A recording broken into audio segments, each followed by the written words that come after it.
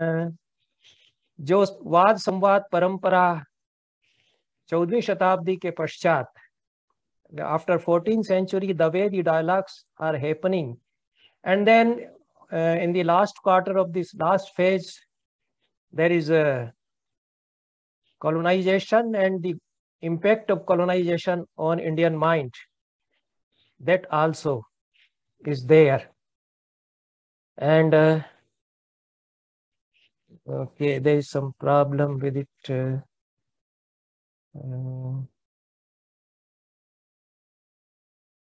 Yes. So the period between 15th to 18th century is marked with the advent of great saints and a process of cultural syncretization. These saints accommodated the lowest strata of society in fold of religion and faith and entered into dialogue with masses. This thing happened, and there are several works. Unfortunately, they are being overlooked and they are lost. So I came across references to Yogsangrama, a manuscript in Marathi in the library of Bori, I think. Sheikh Mohammad is the author. He is a Muslim saint. And Yogsangrama, it's an example of syncretic religious ideas that were taking shape in medieval period in Maharashtra and in other provinces also, in Tamil Nadu, in Karnataka, in my provinces, in Rajasthan. So this accommodative spirit for different caste and creed was one of the significant features of medieval Bhakti movement. Shastri Kushlendas ji has also talked about it. And this accommodative spirit has also given space to some Muslim saints who composed devotional poetry on Hindu themes. So many are there, you see. Ras Khan is there, Nazir Banarsi is there, and they have written very good poetry. So this poetry is Ovi style by Sheikh Ghulam Mohammad, and on the philosophy of syncretic religious ideas. Then Khankhana is a very great personality of this whole period. Such personalities are born one or two in a century. So he adopted multilingual writings as a strategy to create dialogues with people of the India, with philosophers of India. He was a Sanskrit Pandit also. He wrote 3 texts in Sanskrit, Restrinshad Yogavali on astronomy, and Ket Kotukam also on astronomy. Gangashtakam is a beautiful poem by Rahim. He is a great poet. Great lines by Rahim, one of the great masters of Indian literature. And he writing in Persian, Urdu, Hindi, and Sanskrit. So we have been talking of multilingualism, and so many poets are writing in many languages. I will omit the details about him, his origins. You see, his roots are in Rajput family. I will cite just an example of Rahim, which often I cite, because we have been discussing dialogues between literary traditions. So how these dialogues are happening. This Doha by Rahim. Sar sukhe panchi ude duje sarahi samahi. Deen meen binu pach ke kahu Rahim kah jaai. The ponds are drying and the birds are flying away. They are going towards other water bodies. The deen heen meenas, the poor fishes without pakshas, they don't have pakshas. They don't have paksha. Where should they go? Where will they go? So the pun in the word paksha, which Rahim has created, to me 3 meanings of paksha there. They don't have wings to fly. The fishes, they don't have any paksha. They don't have any person to speak for them, the downtrodden, poor people of this country. And paksha also means a fortnight. So maybe only one paksha is left for them to survive. Now Paṇḍitarāja Jagannātha, who is a junior contemporary of Abdul Rahim Khankhana. Abdul Rahim Khankhana is very senior to him. He was contemporary of Akbar. And this Paṇḍitarāja Jagannātha joins the court of Shah Jahan. So he must have been just a boy or a very, very young man when Rahim Khankhana was fairly old. Ape dirembar patham paritah patanga bhranga rasal mukulani samashayanta sankocha manchati saras tvai dino mino nu hant katamam gati mabhyupaiti. He is entering into a dialogue with Rahim. He is aware of the poetry of Bihari and Rahim and Persian poetry also, because he is in Shah Jahan's court and Persian poets and Urdu poets are there. They are constantly having dialogues He can speak in other languages, Paṇḍitarāja Jagannātha. So it's very beautiful stanza. And what he has done in this stanza, you see a different structure he gives to the Doha. And the line Sankocha Manchati Sarasvatī is a very beautiful expression what Rahim has omitted. That the pond is narrowing its boundaries for the fishes. It is shrinking. And it is an allegory. What is the pond? Maybe it is the power of the king, or maybe it is the court, or whatever it is. It is narrowing. So where the poor fish go, that is the question. Now he couldn't create that chamatkar by the use of paksha here, which Rahim could create. But this is a correspondence between two great poets. Abdul Rahim Khankhana is one of the greatest poets. I consider him as that. And Paṇḍitarāja Jagannātha is one of the greatest acharyas and greatest poets of Sanskrit tradition. And both of them having dialogue. Then this Paṇḍitarāja Jagannātha had challenged a mullah of Jaipur and won him in debate. This is historically recorded in the records of Kalanath Shastri's family. And his fame as an extraordinary scholar reached the court of Shah Jahan, who called him in his court and honored him. Shah Jahan had dialogues with him like Akbar, not a great person of dialogue like Akbar, you see. Akbar was one of the greatest dialogue persons of the whole era. But Shah Jahan also used to enter into dialogue with the Pandits. And he was enamored by Paṇḍitarāja Jagannātha. And then comes Kavīndracārya Sarasvatī in this age, one of the great saints and a great scholar and a Pandit. So François Bernier, a French doctor who came to India from France in 1656. And I say that the travelogues by these foreign travelers are very important to understand the situation, the scenario in our country during medieval periods. So he has written a very big volume in French. The English translation is available, Bernier's book. Very famous. It is often consulted. Although there are prejudices amongst these scholars, I won't deal with them. But he knows Shah Jahan, he knows Dara Shukoh, he constantly meets Dara Shukoh. He went to Varanasi to meet Kavīndracārya Sarasvatī. He had 2 meetings with him. And he describes the whole personality, appearance, the dress of Kavīndracārya, grand personality, how he wears, how he walks on the streets of Banaras, how he is carried in a palki, how he is honored by Shah Jahan. 2,000 rupees stipend is sent every month by Shah Jahan to Kavīndracārya Sarasvatī, which he distributes among the sannyasis of Kashi. And then Sheldon Pollock, our friend, he is in his big essay, Death of Sanskrit, he says that 3 big events happened in the world of Sanskrit in the medieval period. One of them was that Pandits and poets of Kashi assembled to present a felicitation volume to Kavīndracārya Sarasvatī. Really, it was a big event. And why Kavīndracārya Sarasvatī is being felicitated by dedicating a felicitation volume? Kavindra Chandrodaya is a collection of prashastis on Kavīndracārya Sarasvatī by several poets, mostly from Kashi. They are writing eulogies and panegyrics for Kavīndracārya Sarasvatī, and complete volume as an Abhinandan Grantha. It is not actually the first Abhinandan Grantha in Sanskrit. Before him, some Swami Narasimhashram was presented a felicitation volume in Sanskrit a little before him. But why Kavīndracārya Sarasvatī? Because he is a great dialogic personality. And what he did, you see, I will omit the details of Bernier's meeting, and he had discussions with Kavīndracārya Sarasvatī on philosophical issues also. He inquired with him, what is your philosophy and how you preach, etc. But then the big event in the history of Kavīndracārya Sarasvatī, which we have to understand here, that omitting many other details, he walked from Banaras to Agra to meet Shah Jahan in Mughal court with his associates.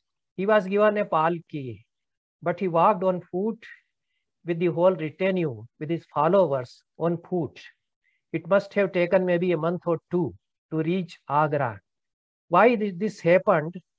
That he was going to appeal to Shah Jahan for removal of jizya. Poor people, the तीर्थयात्रीज, they came to him कि आप इतने बड़े सन्यासी हैं और ये जजिया हम लोगों पर लगता है, ये हम लोग गरीब लोग हैं, ये हम लोग नहीं दे पाते हैं. और कई लोग काशी से लौट जाते थे, क्योंकि जजिया जो टैक्स है, that pilgrimage tax, they were unable to pay. That pilgrimage tax was for other communities also, not only for Hindus. You should not condemn the Mughal emperors for that. It is what they had systematized the whole taxation system very systematically, right from Shesha Suri. They were very good administrators. So that is another thing. But it was equally applicable to all pilgrims going for all pilgrimages. So Hindus were, but Hindus are enormous in number and many are very poor, so they can't pay. So Shah Jahan so this Kavīndracārya Sarasvatī preferred to walk on foot. And you can imagine, I am just, I become romanchito aham bhavami. Imagining the scene when he's walking from village to village, and people know that he is going to Shah Jahan to appeal for the removal of Jizya. To me, it appears just like a march of Gandhi, his Dandi Yatra. So many people seeing him and accompanying him. Therefore, it was a big event of those times. And Kavīndracārya Sarasvatī, of course, Shah Jahan knew of him. He welcomed him to his court. And Kavīndracārya Sarasvatī just pleaded his case. It was like a Vāda. So many Maulvis opposing. There was an immediate reaction when Kavīndracārya Sarasvatī made a plea. They said that no, you can't revoke this Jizya. It is a policy of your taxation, and the whole economy may crumble down. And Todarmal also was a great economist in the court of. So they had systematized the whole taxation policies and economic system.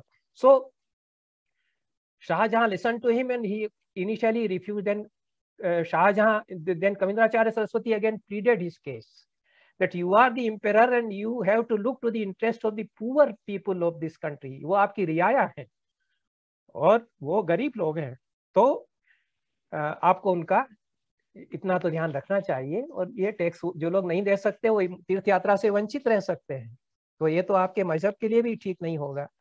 Then Shah Jahan said, okay, I declare that this Jizya is removed for Hindus.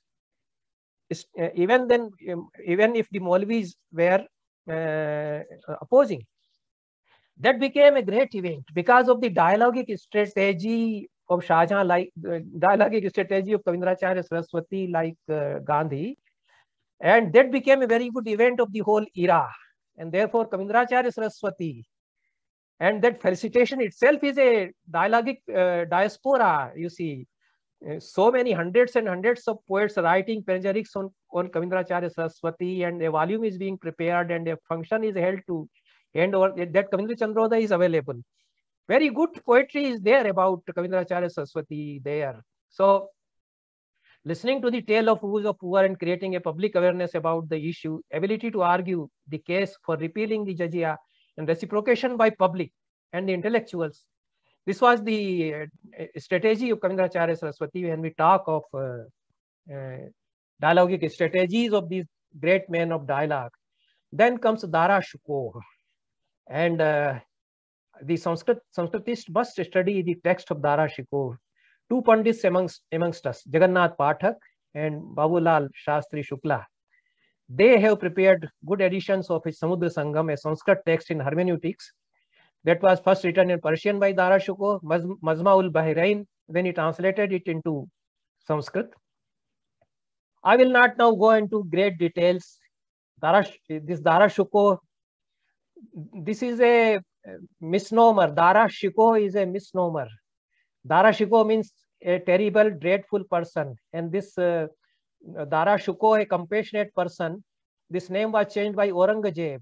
He brutally murdered his elder brother and displayed his cut off head, bleeding head on the streets of Delhi, and the people of Delhi were weeping. They were weeping. This is recorded.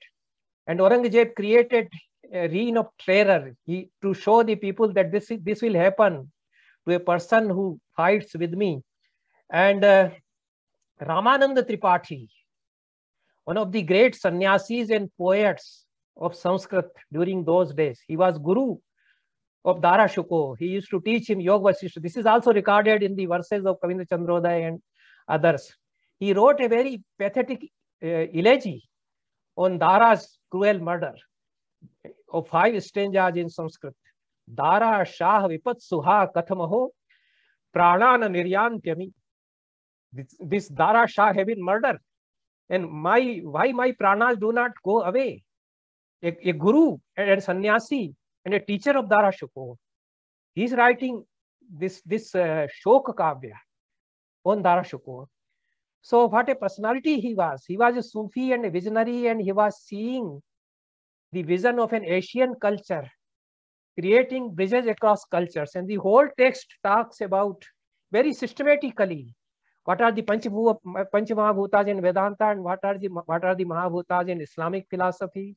Technical names are there. What is the cosmology here and what is the cosmology in our philosophy, and all the whole beliefs, the concept of Sakshatkar, concept of moksha in both the, and he gives his own, he contributes to the philosophy, the gradual stages of moksha about which he talks, the vision of gods. He says that God can be seen.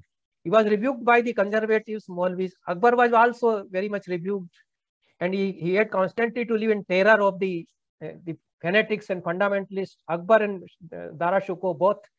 So, because of their vision, and he was a great, he contributed, his greatest contribution is Sir-e-Akbar, Persian translation of 52 Upanishads. I was going through the list of 52 Upanishads translated by Dara.